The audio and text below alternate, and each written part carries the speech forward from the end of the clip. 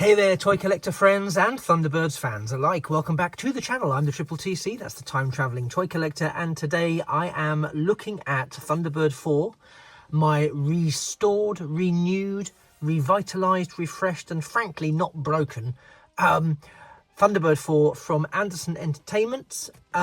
This is the certificate of authenticity. Some of you may have already seen this. This is number 1220. Out of an international release number of 2004 in total. It's Thunderbird 4. Jamie signed it. Picture of the ship. Now, the picture here shows that Thunderbird 4 completely weathered and so on and so forth. Here it is next to the model you get. And you'll see that the artwork is more weathered than the vehicle itself. The reverse side of this is just the Anderson Entertainment logo. It's very nice. I have already shown the box off to a limited extent in my very first video on this, where I had the broken one, and I showed it a little bit more off when I did the blind unboxing before I knew whether or not this one would actually be intact. So the box, I'll do a little run around the box at the very end of the video, assuming I don't forget because I get carried away. But yes, it's back. The ordeal with customer services wasn't that much of an ordeal. They were extremely supportive.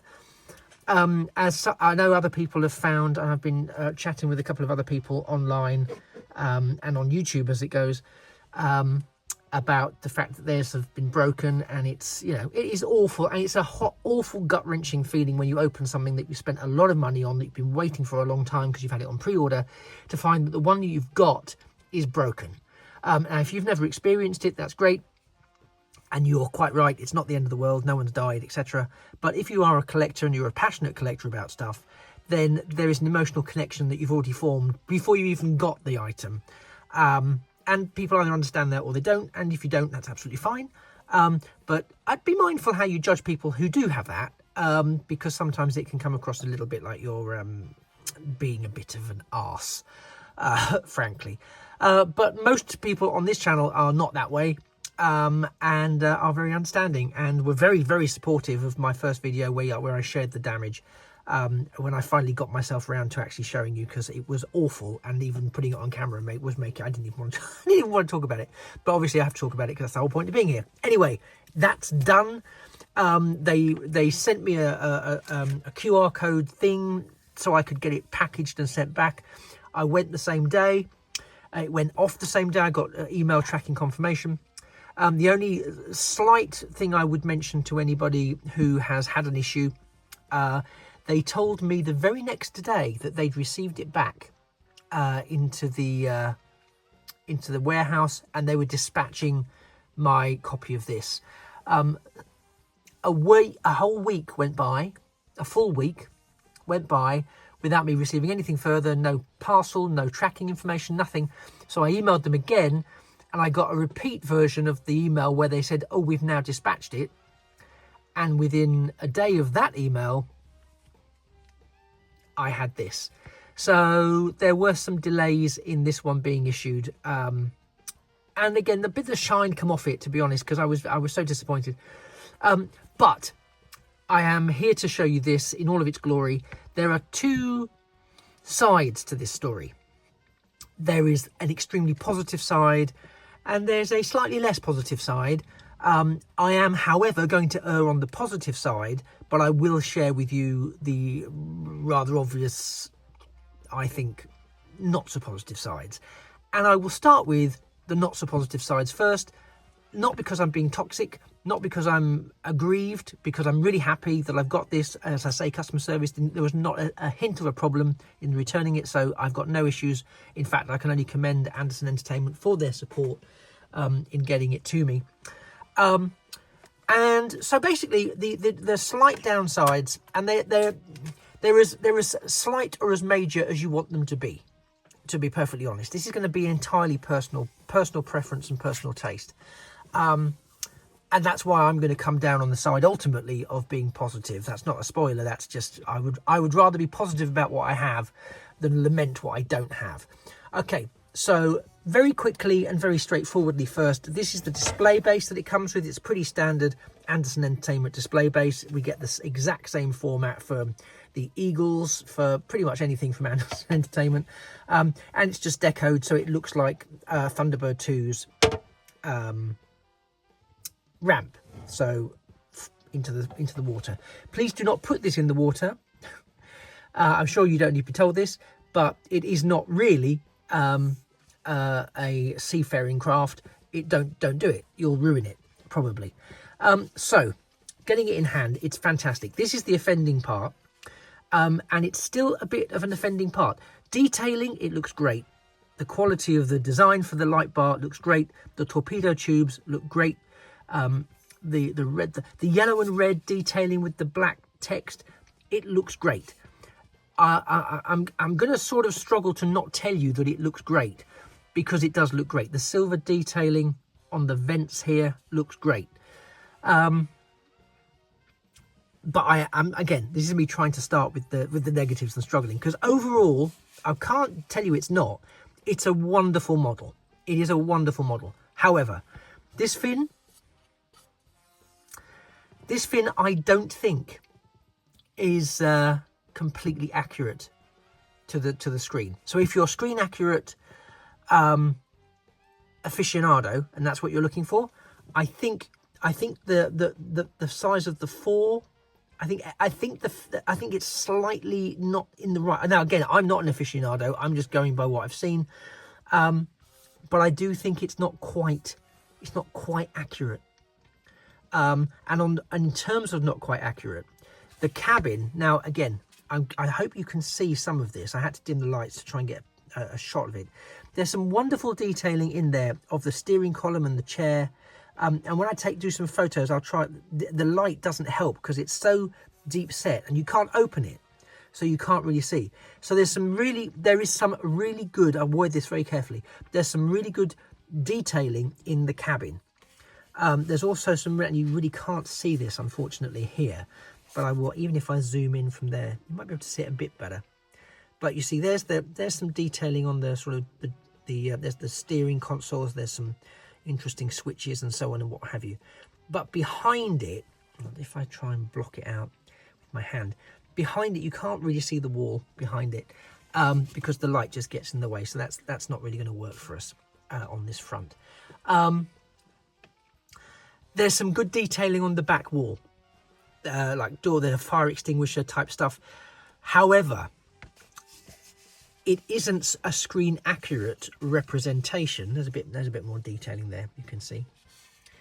But it isn't a screen accurate representation of the cockpit. And this would have been a really good opportunity to give us a screen accurate representation of the cockpit. It just would. I don't think the panel at the top is big enough to allow egress, in and out. I don't think that would work. It's slightly underscaled. I'm being super picky because this is an expensive model. They talk about the weathering. There is weathering. I mean, there is. But it's not a lot. There's not a huge amount of weathering on this. There is some lovely detailing on the side, keep clear, dangers. There's access ports. There's all sorts of really great detailing. Again, I'm coming back to some of the positives. So again, we have Thunderbird 4 on the back. We've got those thrusters there. More silver detailing on the vents. Underneath, we have these two ports. A bit more weathering. Of course, we can't see under there really, so it's a bit just sort of two-dimensional. For anyone asking, no, this does not move, nor is it intended to move. This is a fixed item. So anyone who in my first video was saying, oh, maybe that's what was jammed or it's broken. No. This is not designed to move. I thought it might be. It isn't designed to move. It is exactly positioned, and I'm going to come back to that in a second. It's exactly positioned and how it is intended to be, and it is fixed. Now, the recently announced Corgi version of this, the large size Corgi version of this, that one does move, and much like the Fab 1 gimmick, which is you fire the missiles using the wheels, on On the Corgi version, there's torpedoes. I think silver torpedoes that go in there. By moving the light bar, you fire the torpedoes. So that one does have a feature around here, and I think that's brilliant, and it makes perfect sense. And I'm looking forward to getting it because, yes, of course, I've ordered it. But this doesn't move. It's fixed in place, and you can see that it isn't. Now, I have no problem with it not being quite symmetrical. I don't think it's really showing up on the camera. But I showed the issue in the broken one. They're slightly out of alignment. But worse than that, and I'm going to show you this picture again. It's not as bad as this picture shows. You see how it drops below? We've got a flat base here. And again, this drops below. It drops below the low level on here. Flat base, not designed to move. Can you see what the physics is telling you is going to happen here? So if you're putting it on here, and I'm going to do this very gently because I'm not an idiot, you immediately see this start to give. Because, you see it? It's very slight, but it's there. Because it's not designed to that. You have to, if you want to be secure and safe with this, I'm going to zoom out again in a minute, don't worry. Then you have to have it draped slightly over the front of the launch. So you've got all this sort of wasted space here, really. Because if you, I mean, you can edge it back a bit, in fairness, but then it looks a bit, you almost need to have it a little bit over or not at all. But you can see, even as I move it back, it connects there because it's lower than there. So you could have it there if you want to be really flush with it. There's not a lot of wiggle room there if you know. So it doesn't make any difference. You can sort of pose it on there. Let's get it lined up nicely. So if you did pick it up on the base, it would slightly overhang, but you can see there. It's about 5 millimeters. It's about a 5 millimeter overhang, which means if you don't have it overhanging, you need 5 millimeters worth of cushioning within this. And we know, don't we just, that doesn't exist. And I think prolonged pressure on there would weaken it or warp it, or, as you saw in my first copy, just break it, because it's not very flexible. It's quite a brittle plastic. So either it needed to be done in die cast and set slightly higher, or it needed to be done in die cast and maneuverable just slightly, and then it would have sat on here without any problem. But there is a problem, and it's a design flaw that is so easy to have fixed at the design stage. Particularly if you know this is the display base you're going to put it on. If you're going to put it on a different display base that maybe holds it up or cushions it like that, so it's sort of at an angle going into the depths of the ocean, not a problem.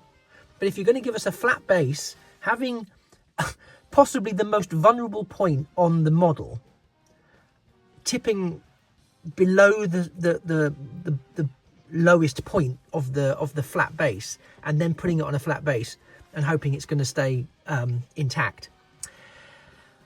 Dear oh dear, that is a big letdown for me, because the risk of breakage remains. So I am going to see if I can get something that will help me deal with that from a presentation point of view, because that's borderline acceptable. I just don't really like it. What can I tell you? I just don't like it. I just don't. And because of my recent experience, I'm a bit hypersensitive to the whole thing. So that's me giving you. It was slightly less negative than perhaps than I wanted it to be, because I am so enamored with the thing. So those are for me the key flaws. There are some not screen accurate elements that could have been. They could have molded the interior of the cockpit. And again, apologies, you can't quite see it in this video, but I will see if I can't get some photos to put at the very back end of the video where you can see it a bit more clearly. They could have done that. They could have sorted this bit out, because it's still a risk as far as I'm concerned. We could have made sure that some of the text is screen accurate. And make a choice on the weathering, because that weathering at the moment is a bit half-hearted. So either have it nice and yellow and pristine, because I'm here for that, to be honest, or let's have it properly weathered, like the displays did, because we saw it on the box, we see it on the certificate here. You know, it's grimy, it's dirty, it's been underwater. We get it. Let's go for it. And the yellow would provide a really good backdrop to it. And you can see on here, when they've done it sort of well, it kind of works. You see now, in showing you that, I've just banged that against the base, and I just gave myself palpitations. These are hollow. You can get your finger in there. So there's no sort of artificial engine-y thing at the back to show off the turbines. They're hollow, you can put your hand in. They only go so far, but there's not really anything in there to sort of say engine. So it feels like I've slagged it off. Okay. Now the flip side of that. This thing, I'm going to pull out slightly because it's so big. Honest to goodness, it is really big. This thing is beautiful. If you are not wedded to the complete screen accuracy, and for this sort of money, I understand why you would be. So that's not in any way, shape or form me sort of being an Anderson Entertainment apologist. And so I totally would get that perspective. And it affects you in a couple of ways. It affects you in some of the detailing on the side, the weathering, and the quality of the cockpit.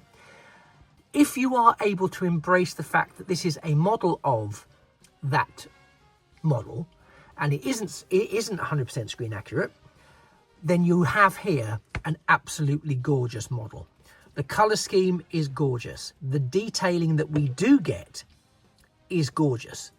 The very sort of 60s-esque Futurama type of cockpit that we get is really lovely. It's not screen accurate, but what we are getting is really lovely.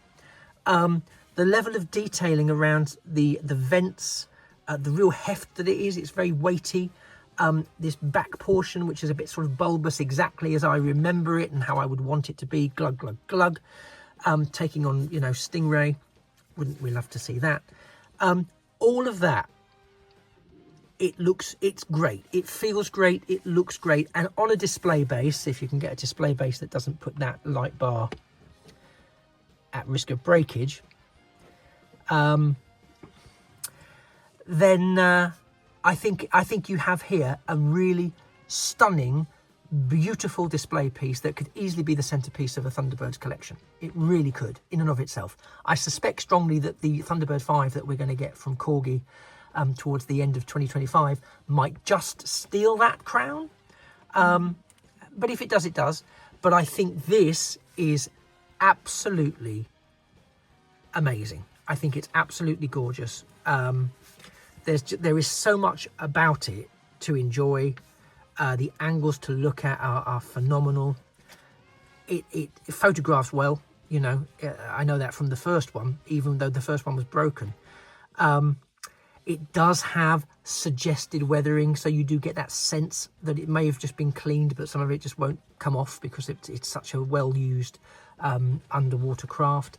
So, you know, there's a lot of ways you can reconcile what you're getting here and what you're seeing here with your own headcanon, if you choose to. And I think that's the thing. This is really a case of if you choose to.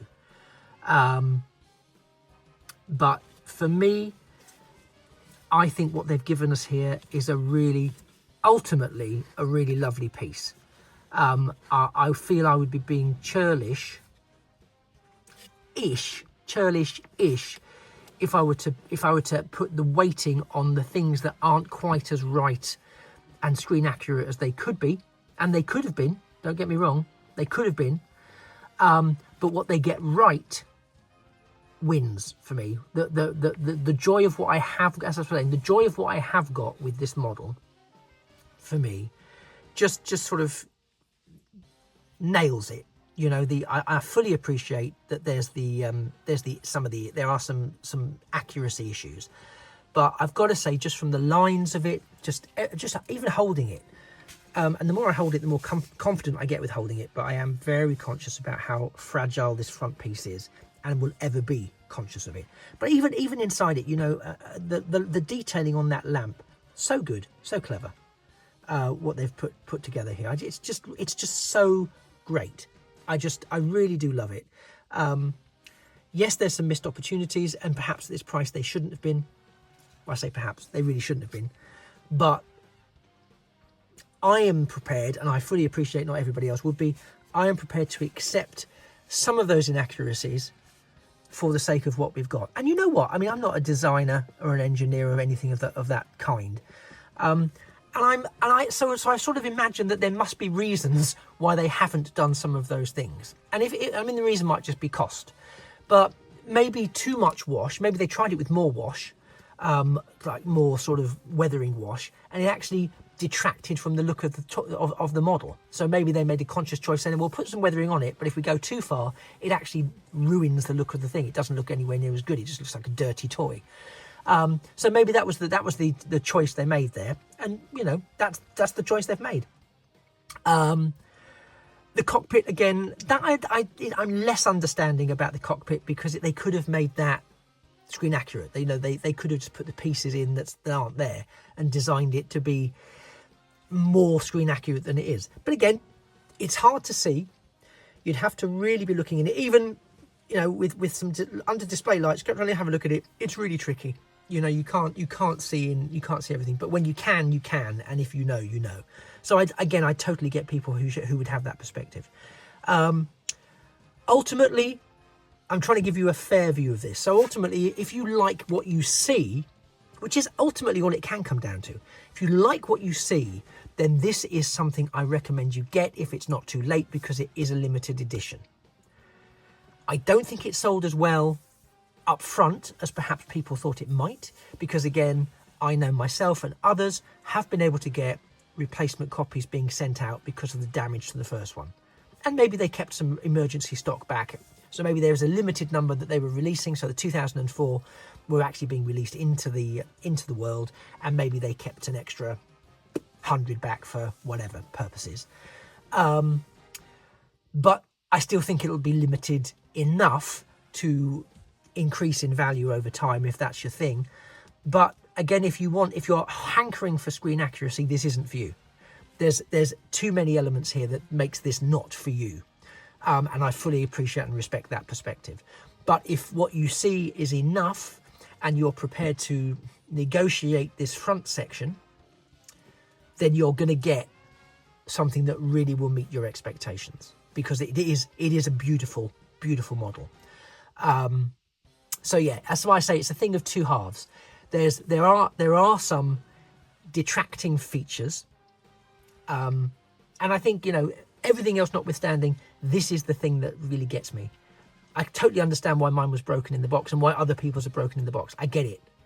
Seeing it in hand, the design element of it, there's an illogicality to doing this that I just don't get. I just don't get it. It could have been avoided. But if you work around it, again, the overall model looks really good. And yes, it is supposed to be below. I get that. So they're going for that element of accuracy. That's the bit I'd have compromised on and had it slightly higher so I can actually sit it on the base. Worry less about that being accurate. Give me the cockpit, for example. But again, I don't want to detract from what you do get, which is an absolutely gorgeous, gorgeous model. I'm going to get the box just to give you a quick run through about what's in the box, because I didn't really show that off during my disappointed first video. So I'll do that very, very quickly. Won't take very long at all. While I get that and I swap it out, if you haven't already, please do like the video. I very much appreciate you spending the time checking this out with me.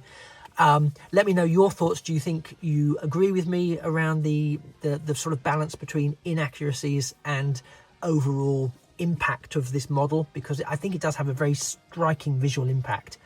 It would certainly be a talking piece to people coming in and seeing your collection, but you have to balance that against some of those inherent inaccuracies. So can you live with those in the favor of what you're getting for the money, or are they a deal breaker? To be perfectly honest, I can understand both perspectives completely. If you haven't, by the way, subscribed to the channel. The last Thunderbird 4 video that I did, I think we've got about 6,000 views within the first few days, which was stunning. But of those, only about 1,000 of the people who watched it had actually subscribed. So If you could possibly drop a free subscription if you're watching this, that would be amazing. It really helps boost the channel, and more importantly, from a personal point of view, it helps me get to my next subscriber milestone, which are the things that I set mentally myself to try and see if I can hit my own personal targets as I continue in my creator journey. Thank you so much. I'm just going to get the box. If you could sort of do those things while I'm getting it, and I'll see you right back here, FAB.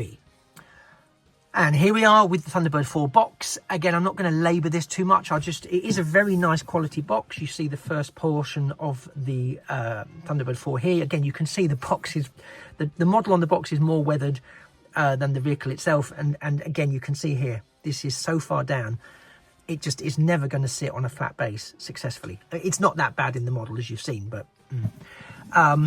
taking us around here, we have Thunderbird 4, very clean looking box.